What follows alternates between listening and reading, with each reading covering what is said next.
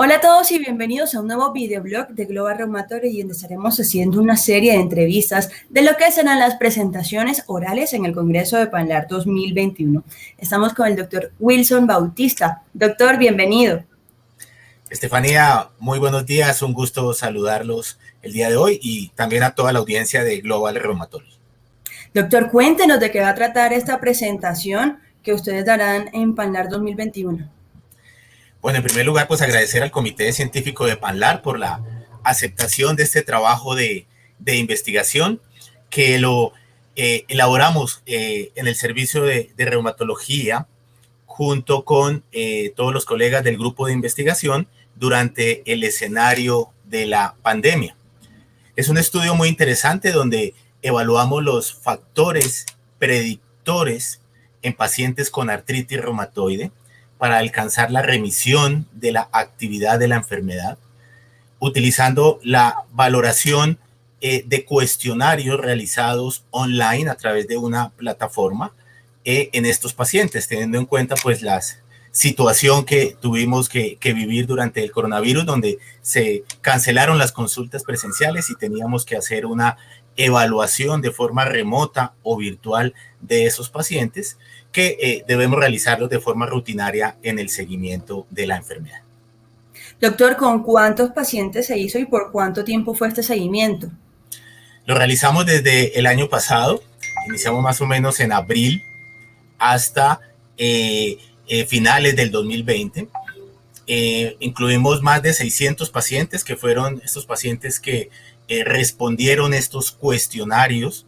Nosotros les enviábamos un link de respuesta a través de una plataforma que se llama REDCap, y los pacientes que respondían estos 3 cuestionarios fueron, digamos, el insumo que utilizamos para realizar este proyecto de investigación. Utilizamos principalmente 3 cuestionarios.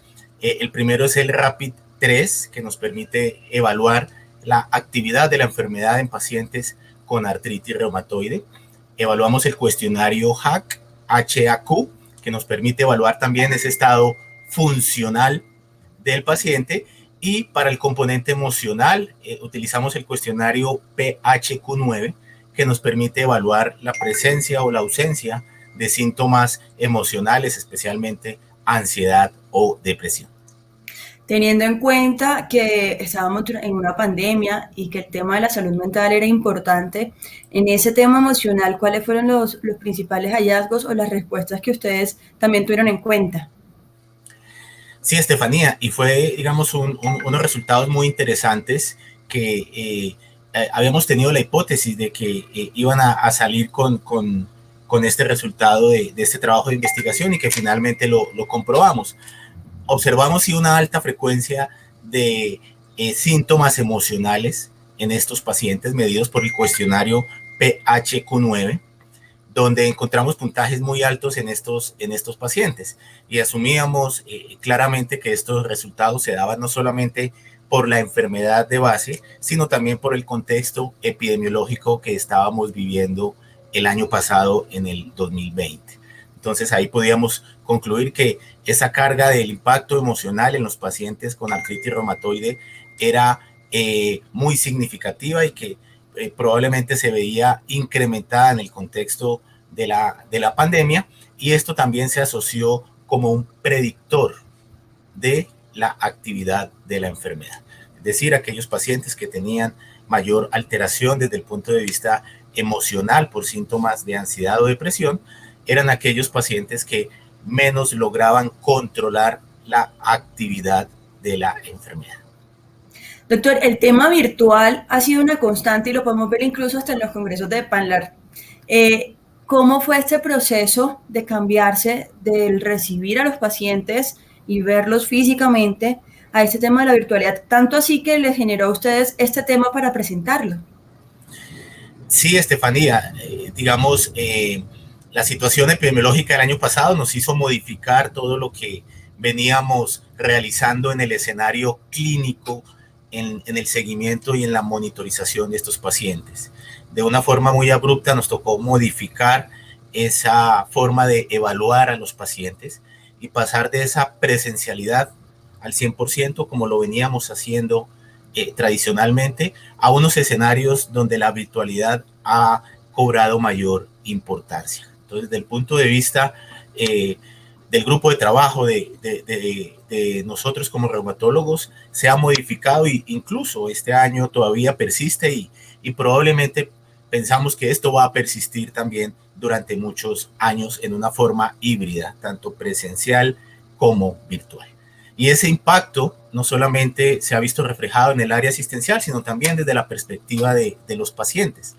Si tenemos en cuenta que muchos de ellos no estaban acostumbrados a utilizar de forma rutinaria dispositivos electrónicos o responder encuestas online o cuestionarios, para ellos también significó un cambio abrupto al cual debieron acomodarse y adaptarse dentro de ese proceso de la nueva normalidad. Ahí la parte educativa fue esencial, en la cual nosotros como grupo también hicimos píldoras educativas y enviamos información de forma continua para apoyar a los pacientes en esa transición un poco abrupta que nos dejó esta situación. Doctor, ¿y qué sigue? ¿Van a seguir haciendo este estudio teniendo en cuenta que seguimos ahora con el tema del COVID, con la vacunación y precisamente con el post-COVID? ¿O qué va a seguir? Se viene un camino muy interesante, Estefanía, y en ese escenario tenemos varias líneas también de investigación con el fin de generar datos que nos permitan evaluar la implementación de esta estrategia virtual. La primera de ellas pues era incrementar el tamaño de la muestra, incluir más pacientes que respondieran estas encuestas en forma virtual y por lo tanto hacer un análisis mucho más robusto desde el punto de vista estadístico con un tamaño de muestra más representativo. El segundo paso que también queremos hacer es hacer una comparación entre dos grupos, un grupo de los pacientes valorados de forma virtual, como es el objetivo de este trabajo, y el segundo, compararlo con los pacientes valorados de forma presencial. Queremos hacer una comparación entre esos dos escenarios, virtualidad y presencial, y observar o estudiar si hay algún tipo de diferencias en relación con alcanzar las metas terapéuticas en estos pacientes y sobre todo evaluar qué podemos mejorar en el escenario de la virtualidad para acercarnos un poco más a lo que es ese escenario de forma presencial. Y la tercera línea es también optimizar más cuestionarios o hacer una validación en castellano de otros cuestionarios que también se utilizan para hacer el seguimiento de estos pacientes con artritis reumatoide, buscando de pronto formas mucho más cortas o cuestionarios más cortos que les tomen menor tiempo a los pacientes, puesto que es diferente responder un cuestionario al frente, digamos, del médico y otra muy diferente responderlo ya, por ejemplo, de una tableta o de un celular, sobre todo si el número de preguntas es muy largo y dispendioso. Perfecto, doctor. Finalmente, la invitación a todos los que están viendo esta entrevista para que entren a las sesiones de PANLAR 2021. Por supuesto, Estefanía, y una invitación a toda esta audiencia virtual y a los lectores de Global Rheumatology para que participen de una forma muy activa en todas las sesiones académicas de este Congreso PANLAR 2021, que pues va a tener un contenido muy interesante con un alto nivel científico y también a invitarlos a participar en la presentación de los trabajos, tanto orales como de póster, que por supuesto nos van a ofrecer información muy importante y de aplicación en la práctica clínica para todos los miembros de la comunidad PANLAR. Doctor, muchísimas gracias por este tiempo para Global Rheumatology. A usted, Estefanía, muchas gracias y nuevamente un saludo muy especial a todo el equipo de Global Rheumatology.